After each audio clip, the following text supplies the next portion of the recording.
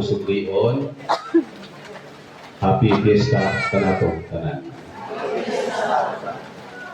Ang tibuok na simbahan karon mga igsuon nagasaulog niining kapistahan sa mga apostoles dili lang kay usa ng mga apostoles. Duha sila, si San Simon o si San Judas Tadeo. Ang mauwi inyong patron dinhi sa distrito sa St. John Bosco Ono. Take note nung ang Santos Ebanghelyo nagpadayag ka nato nung samtang nga nagpili si Jesus diining napulog duha ka mga tinunan, wala niya kini gipili nga kanang diretso ra, no? Sama sa akong paghinumdom no, labi na sa mga gipamulong sa atong talahuro nga obispo sa panahon nga kung maghimong siya o mga desisyon ng mga dinatko o ginatmay kung sa iyang buhaton mag-ampo siya kung mamalandong, no? Muna nga sa sunod tuig puhon mao naman ang reshuffling sa mga kaparian. Iya yun na ipahibalo na daan sa amuang 1 year before. At karon na tuig yan ang ipahibalo. Unya doon na siya ipahimo sa amuang proseso aron nga matabangan siya sa iyang paghimong desisyon kung asa niya ipamutang ang iyang mga kaparian. Kung kinsa ma-assign ani nga parokya, kung kinsa ma-assign ani nga ministriya, kinsa ma-assign sa eskwelahan, o asa dapit sa seminaryo, kinahanglan nga iyan ang pamalandungan o kanunay niyang iampo. Pero sana siya ka major decision na iyang pagkatimuhan. Kaysa iyang pag-assign sa mga kaparian, nakasalalay ang iyang mismo decision. Kung bao kini ang gisunod, o kay mawang pa niya gibuhat ni Jesus sa dihang, nagtudlo o nagpili siya sa mga apostoles. Sa kadaghan ng mga tinunan nga iyang ipili, kining 12 yun mamoy iyang ihatagan kayo o pagtagan. No? Kanya iyang gihinganlan kining mga apostoles. Usa nga niini mao si San Judas Tadeo. Sumala pa sa mga hisgot-hisgot, si San Judas kung ano nga medyo apektado ang iyang pangalan kung gano'n naman siya ay lain na kapariha o pangalan. No? Kung diya katong iyang kapariha o pangalan kay lahit man taas. No? Kung diya mamantog iyong diri sa Ebanghelyo nga ato siya mao si Judas Iscariote nga mibudhi kaniya. No? So ang lain nga Judas mabudhion. Mao na nga para na diligid kaayo mailhan nga ma-associate siya ni Judas Iscariote, mao na nga gihinganlan nila o Tadeo, no? Mao na si Judas Tadeo. Kay sa primero pa wala kang masayo at kung makadungog mo muingon nga among patron si San Judas. Diba? Ang reaksyon na muingon dayon nga sakto ba si Judas nga nagbudhi mo sa Ginoo? Na aday lain nga Judas nga ngalan, mao ni ang inyong patron si San Judas Tadeo. So anyway, ang punto mga igsoon nga ang atong Ginoo sa iyang paghimo o mga desisyon, iya gipili nga pamalandungan ug ipangayo sa iyang mga iampo gid maayo. Pero sa 12 ka mga tinunan nga iyang ipilit, isa mo kinong sa gilyat ampo, no? Ipapalandunan yun niya. Pero, sikyat pag hapon, no? Oh. Kasi sakto na ito nga. Dili yun ay perfect ang Ginoo. No? Ang Ginoo hingpit.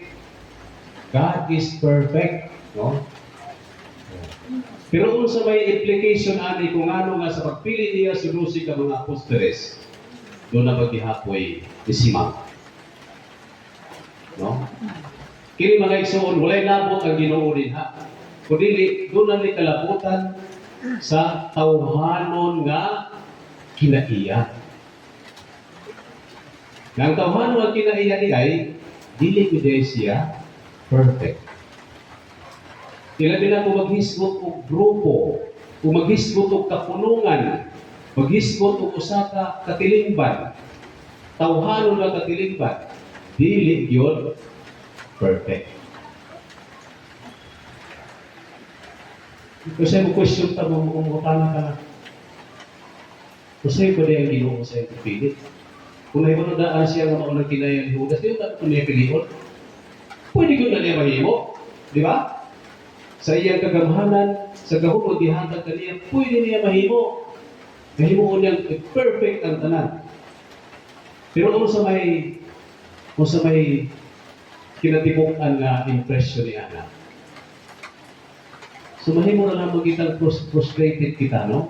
Kaya gani bisan karon mahimo ma-desperado man ta, ma-frustrate man ta, di kita ganahan. Kung doon ay masayo. Labi na kung perfectionista. Di kita ganahan na kung masayo. Panguban.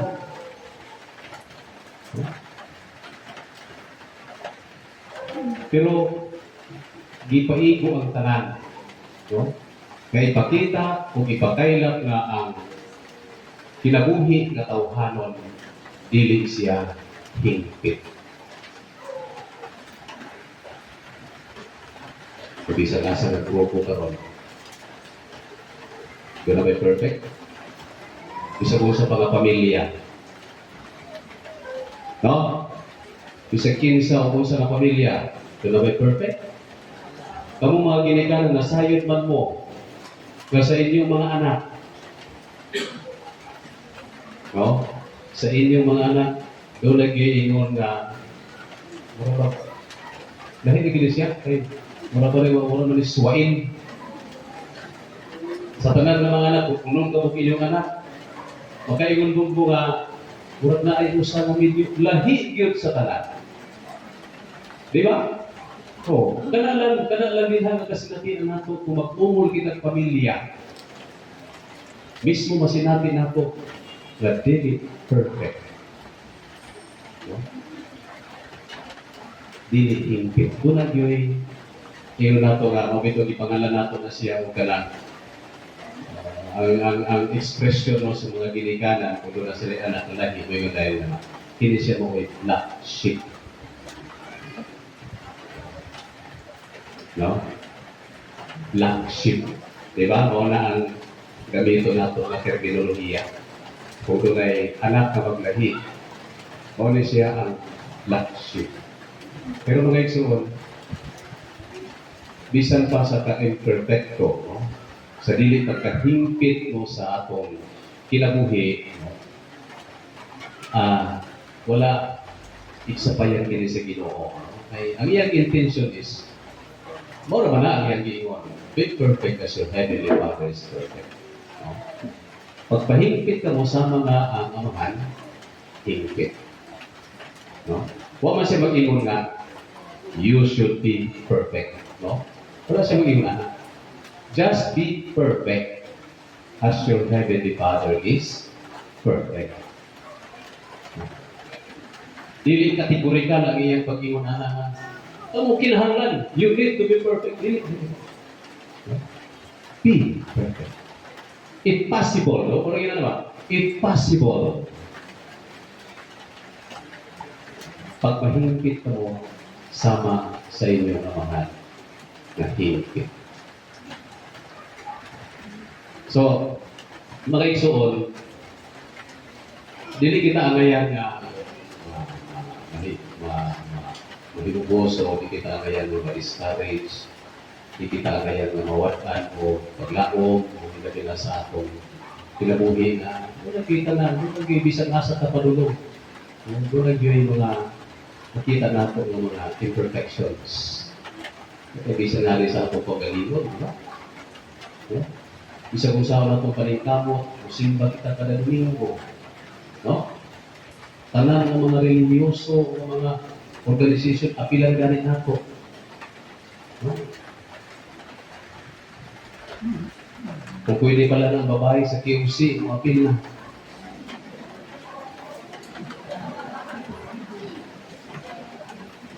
Kung pwede pala ng tigulan sa mga matanon, apil pa ngayon. Kung hindi naman pwede. Ha? Oh. Palitan mo nato, luputol sa ato makaya na mahimpit kita, kahimutan kita sa Ginoo sa iyong atubangan. Pero bisa mo sa ako nato, naapila nato ang tawhan ng pinagyan. Jadi hindi kita kinumpit.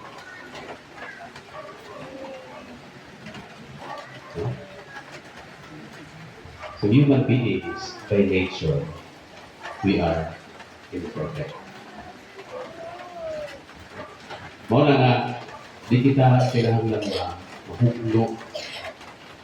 Kung doon ay mga nanghitabo sa atong palibot.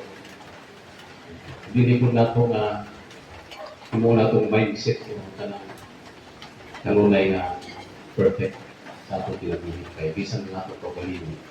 Ikaw, kung perfectionist ka, yung i-impose ang iyong pagka-perfectionist. Kaya otherwise, kung dili masunod ang iyong mga kagustuhan, o na mo resort ka sa pagmahay, kahibubos, frustration. Ikaw na noon po, mabay magsakubang sa imong mismong kinaiyak. Ito na pinuwi mga problema. Mo na nga, kung sabay na ngayon, mahapon ako. Isang mudas. Pero huwag mo siya nahimubos nga sa katapusan na siya mangyungong sa mga tao. Kaya nagkabalo naman siya sa rason. Pero sa iyang kinabuhi, no, isip usa sa mga apostoles tungkol kay nasayod siya na diha ibutang sa ibabaw, ibukna, itukod ni Kristo, ang simbahan ibabaw sa mga apostoles.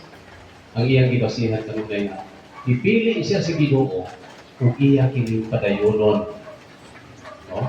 Mao na nga sa iyang pagpadayon hangtod sa katapusan sa iyang kinabuhi kung ano nga ipatay po siya tungod sa iyang pagsangyaw sa maayong balita. Kung kini nga klase nga naangkon ni San Judas, nagapabilin po din ni kanako po sa iyang pagkamasibuton, kabisan kung doon na siya imperfection sa iyang mismong kaugalingon. Pwede pa nga batiun ni Judas nga mahimo siyang insecure sa iyang kinabuhi. No? Okay. Kanang murawag, kanang wala gina nga bisan kung makadungog siya o sa pangalan ng Judas. Batiun niya nga, hindi lagi ako. Mauto, dili ko mauto si Judas dito. Dili ko mauto ka itong Judas dili. Lahit ko. No? Siyempre, makon mag-ginano kay sa mga nagkahibalo sa kinabuhi o sa mga pangalan sa mga apostoles, doon nagyoy kalainan. Pero sa iya, nagpadayon siya hangtod sa katapusan sa iyang kinabuhi. Ganit sa iyang pagsangyaw, mamali ang hinungdan kung anong nagipatay siya. No? Asa siya gimartir, asa siya gipatay. Nakalundong na kanina sa pagbasa sa pasimula. Asa sa kapit? Asa sila gipatay duha?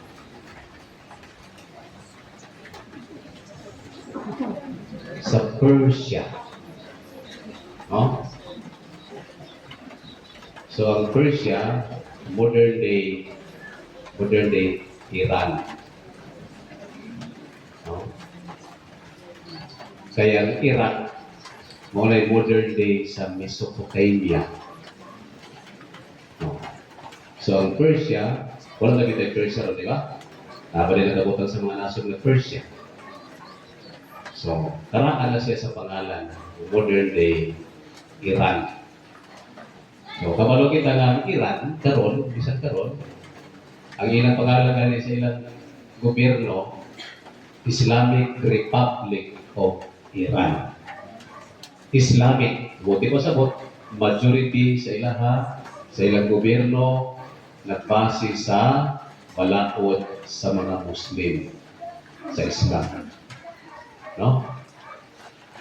So, naturalmente, kung magsangyaw ka in the midst of Islamic people, sa may mong ma-expect din ha. No? At ko daw dito, sangyawi ang Saudi Arabia. Kung maabtan ba kag sa kaadlaw, no? Pagtiyod yun ka. Oh.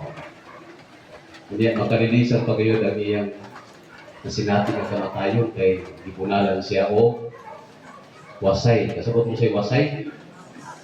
Hatsa. No? Axe.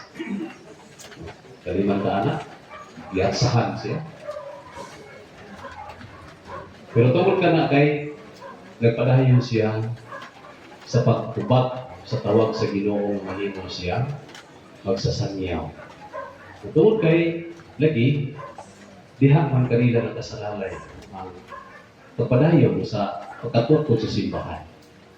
Kunya, kumasa mga apostoles, kini nga klase nga pagpadayon sa kanang pagsangyaw sa ebanghelyo itugian ngadto sa mga kaobispuhan. No?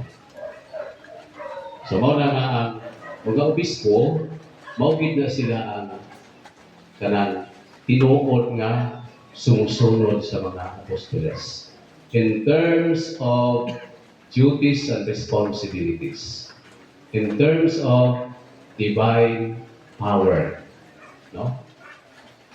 Kung sa gihatag sa Ginoo dito sa mga apostoles, mausap kini ang gihatag. Gagahom ngadto sa mga kaobispuhan. No? Ang mga parian, mga tanang ita, usa man di ay nga, usa may role, usa may asa man kapit nga nahimong makalugar ang mga kaparian. Muna kami, mga ordained na mga ministers, sama sa mga pare, mga diakono, we are just collaborators of the bishop. Tungkol kay the fullness of the priesthood na asa obispo. Kami nakaambit lang din sa pagkapari sa mga obispo. So, collaborators sa mga kaobispuhan. So, sila ngayon maoy nakaangkol, no? O usa ka gahom pagikan mismo sa mga apostoles. So, mga mga igsoon nga masunod unta nato ang klase nga kinabuhi nga gikuyan ni San Judas Tadeo. Dili lang kay ato sa hangyoon, no? Hangyoon nato nga kung doon na mga kina-discourage situation, doon taniya kay para ipangaliya taniya ato sa Ginoo, no? Kundi mismo ang iyang kinabuhi ato mosunod. Ato mosunod. Kung sa ba niya kinabuhi? Kinabuhi sa pagsangyaw sa mahayong balita. Kinabuhi sa pagpakaila sa mensahe sa Ginoo ngadto sa tanan. So mga igsoon, may silsilunta ni sa atong kasing-kasing, nabisan luyo sa mga hagit sa atong pagpadayon sa pagkinabuhi isip mga binunyagan ng mga Kristiyano. Himana nato nga trabaho man ni sa Dios, iya man yung trabaho, iya man yung ministriya, igo na po kanitabang, igo na po kanituman, siya na ang bahala nato. Kung maabot ang punto na kinahanglan na sakiton kita, that's part of it. Kung doon ay mga panahon na lutusong kita, kabahin lang sa atong pagsangyaw. Di mo ginato ng malikayan. Isang karoon ng mga panahon. Ang mga pagpanglutos na kailahin, kulak-white. Katong ilang ipanglutos sila, ipamatay mo ito sila, no? Ihatsahan, igapas, niya ginansa nga X ang cross, di bali, yun niya, upside down, kapag crucified. Ano yung mga nasinatin sa mga apostoles. Pero sa ato karong kapanahonan, hindi na yung ana ngayon kabrutal no, ang pagsinati nato sa mga pagsakripisyo, mga pagpanlutos. No? Pero muna yung mga panahon na usahay, mahagit kita. Pisa na lamang ka ng makailis na dito, ulabay kita sa atong sidingan, makailis ka na ka. Nakapurmata, nakatubig pangilis, no? Pwede ba yun, nakagawal pa kita, kaya panulog kita sa simbahan. Kunya mo yung dayo na, oy, apil na lang ko sa pagampo. Ikaw ha, sa wapag ka mong sunod, sunod siya, oy. Lagot na daan ka, di ba? That's part of being persecuted. Kadang, dalaban, yaga-yaga ba, kadang bugal-bugal. Kaya, tayo mo silingan, bitaw, ano nga pinakatubig mo, ika nakitinisunod sa simbahan. Unya, pagkauman, kaya kay siguro birthday mo, no? Birthday mo, di ba? Pag mo imong sinina. Hindi resimba ka. Hindi mo dito gayon ka lang. Uy, sabi ni hapak na hangin, amin. Ako tayo ng resimba man. Milagro, sa milagro ha. Di ba? Huh? Na ikaw, kung makadawat ka ni Ana, pwede na po na imong balong sa kumidya. Kumidya, ramang bipuna. Pero kung bati ulit mo, bugal-bugal man eh. Kabahin na kita. Sa ato kinabuhi. Kung gaghan pa nga mga klase yung makain kita na murabot ka ng iyaga-yagahan, magkuhanin nila. Murabot na gitinuntuhan, magkuhanin niya. Sa mga ipagtuhan, usahay, kung mawala ang atong kapaubos, no? Mahagit yun ka. Hangtod sa punto nga, makig-away, makiglalis, kung di na naging maayo nga magpuyo kita nga, tunay akong kaaway, kaya di malinaw ang atong kinabuhi. Kung di kita makapadayon sa atong pagkinabuhi, nga maayo isip ko sa Kristohan. Muna nga, kung doon ay mga inana, nga mga pagkita po, reflect on it for many times. Iampo, i-appeal sa iyong pag-ampo. Aron nga, makalabutay. Makalabutay kita, hangkot sa kamatayon. Kung usay, posible nga may taon na ito, Diyos ra, at masaya.